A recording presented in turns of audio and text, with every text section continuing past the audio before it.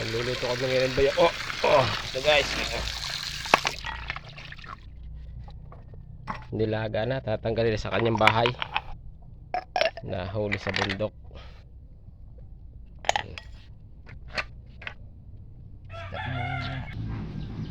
Guys, linis na ang ating bayoko.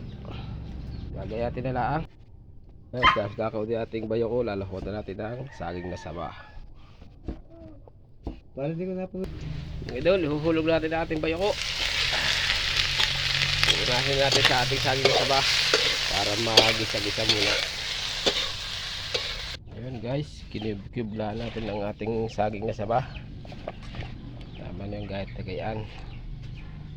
Ito guys, lalagyan natin ang ating saging na saba. Susunod na natin mamaya ay gata.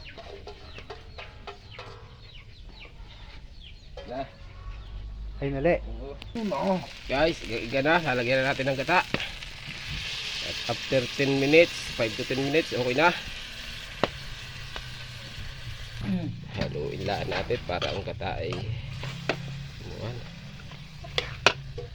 yan guys, luto na ating sarubot na may bayoko. Bayoko na may saging na saba. Santo ko na.